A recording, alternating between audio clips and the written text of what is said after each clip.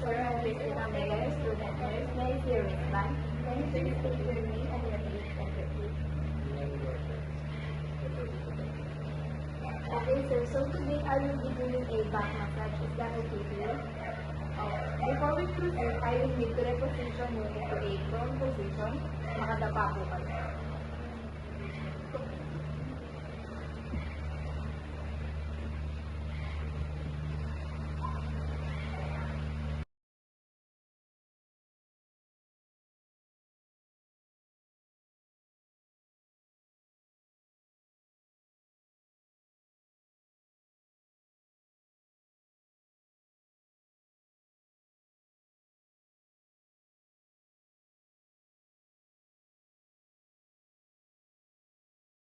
Here po, we have oil and powder. Which one do you prefer po, sir? Powder po? Okay po. Next po is, itataas ko na po yung damit niyo, sir. Is that okay with you po? Okay po.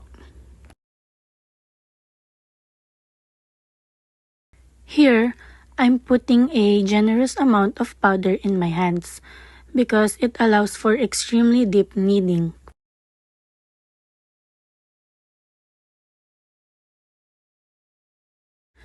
The first technique that I'll be doing is effleurage. This is a light friction technique commonly used to begin a massage treatment. Effleurage is used to increase the flow of the lymphatic system. After effleurage, I'll be doing petrissage. It is an effective massage technique in which deep pressure is applied to tissue and underlying muscle.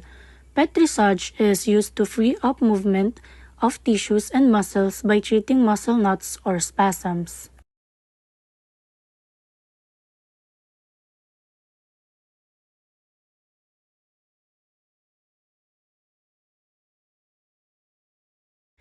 And lastly, I'll be doing tapotement. Tapotement is a rapid, percussive tapping, slapping, and cupping of the massage area to work and strengthen deep tissue muscles.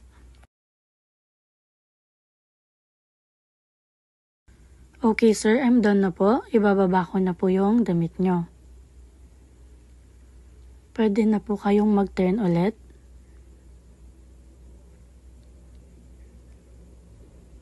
I hope that the massage helped with relaxing your muscles po, sir.